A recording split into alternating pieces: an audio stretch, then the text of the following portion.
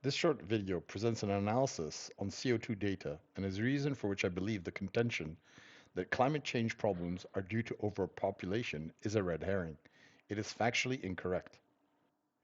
If you take global figures for population, it is obvious that the whole current human population can be fit into Sweden, with each child, woman and man, being allocated 59 square meters of space on the ground.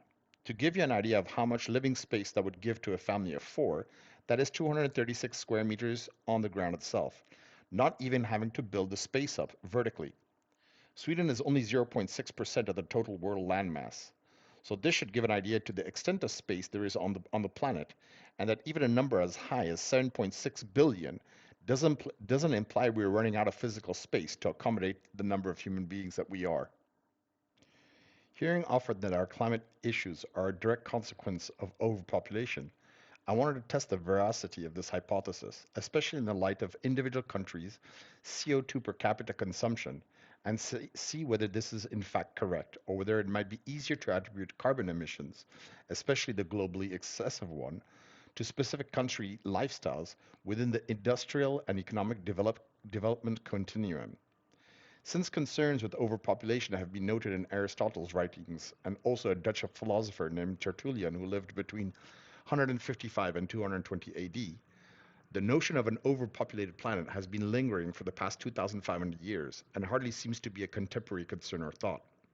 Overpopulation is a notion that seems ingrained in popular explanations of contemporary issues, when in fact there seems to be no concrete assessment of what exactly is overpopulation. How many people is considered as overpopulated? I therefore went to on the internet to try and find some data, per capita CO2 emissions, population data, uh, uh, land mass data, all of that, and I was able to get all this information from the website of Oxford Martin School from the University of Oxford. I then took the data and loaded it up into a BI application to be able to start doing some analysis and looking at the total populations and also what is the CO2 per capita to be able to see what might be the effects of these in the total output of the global CO2. What this application can do in terms of analysis and modeling is look at each one of these countries, look at their population, look at the CO2 per capita and their total CO2 that they're consuming. Then, by selecting any one of these countries, they can be excluded from the whole global picture, and their total CO2 is then taken as a potential carbon credit and then redistributed amongst the remaining countries. Let's say, for example, if I take one country and I exclude this one, let's say Qatar, it has a population of 2.8 million people and a total CO2 of 109 million tons of CO2 per annum. So what I do is I take this total CO2 carbon, I put it as a credit on this side. I start recalculating all of the percentages of the total population for each country, and then I'm allocating this democratically to all the given countries. So basically, I'm taking the carbon credit of that is the CO2 that is allocated to Qatar, and I am reallocating it, uh, the total amount, to each one of these countries by via the percentage of population that they represent of the remaining population. Once this carbon credit has been set, I could then use the CO2 per capita of each country to be able to find out how many additional individuals could be added on to their population from the carbon credit that they've been given against the country that has been excluded.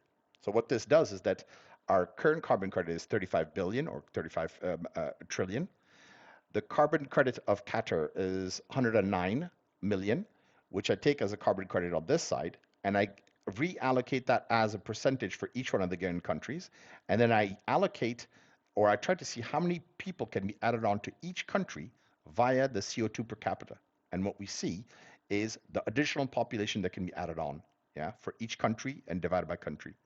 So in this case example, we have 7.6 billion people. We're taking a 2.8 million population of Qatar, excluding that from the whole picture, and reallocating the carbon credit and seeing how many people can be added on.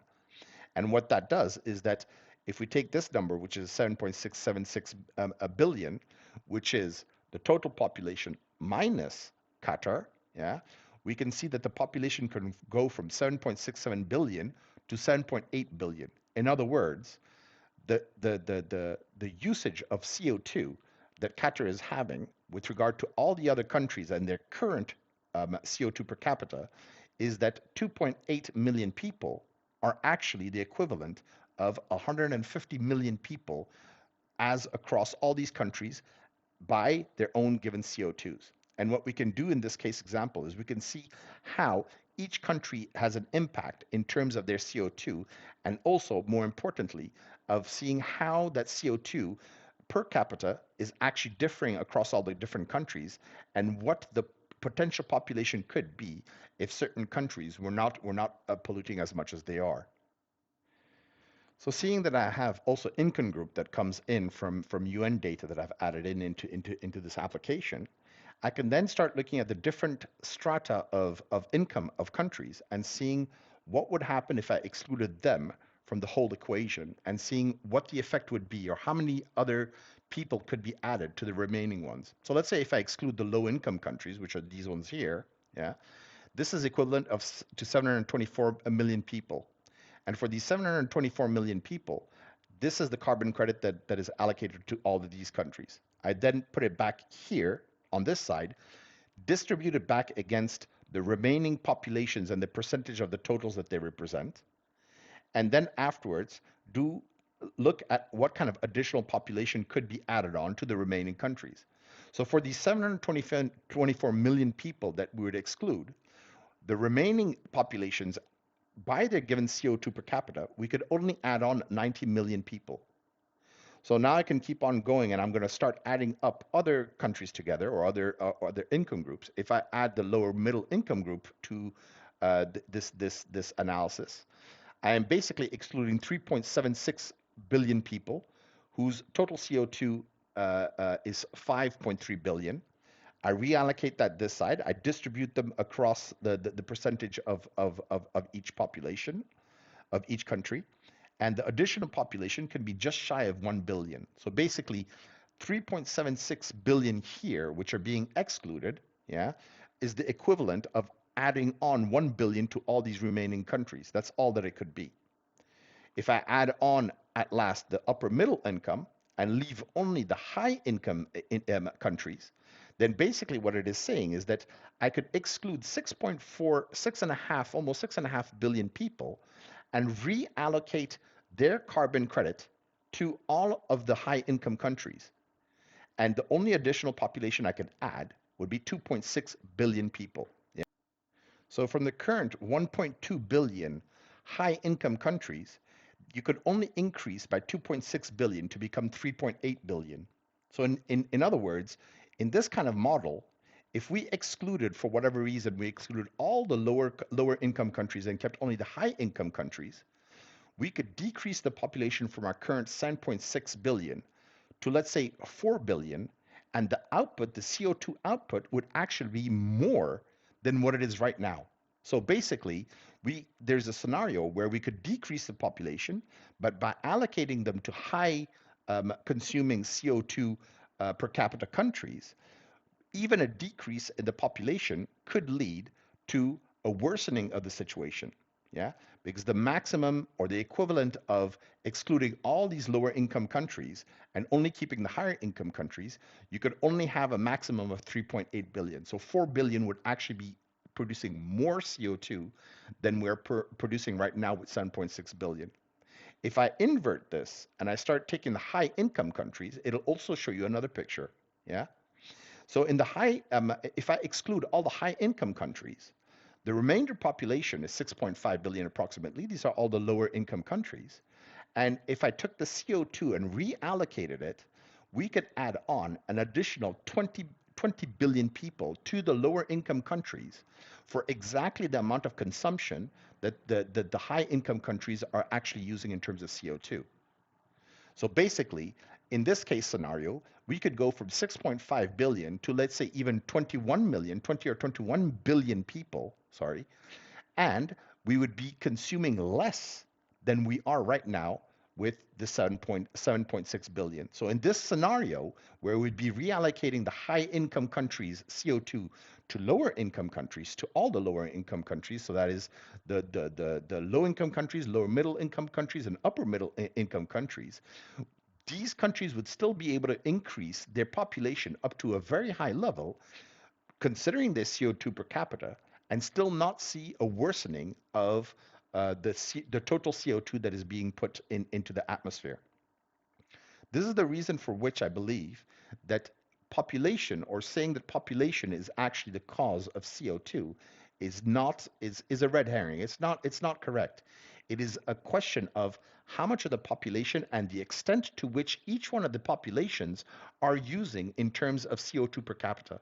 That is what is the real driver. It is the lifestyle that is that is conducting the CO2 per capita. It's the lifestyle that is needed, or the CO2 per capita that is needed to be able to maintain a certain given lifestyle that is required. That is making that we're producing so much CO2. It is not something that is per se only due to population, because we can have increases in population, like I showed you right now, and the CO2 situation would be not as bad as it is today, as much as we could decrease the population from where we are today, and there could be a worsening of the CO2. I would also like to refer to an article that I came across in The Guardian that seemed to say that population growth and climate change, that fewer people does not mean more CO2. Well, that is the case, because if you start thinking about it, there's one other thing that has to be considered when targeting population for trying to decrease the CO2 output. In specific cases, especially depending on whom has to decrease their population. If you decrease the population in certain lower income countries, this could in turn increase the income of individuals.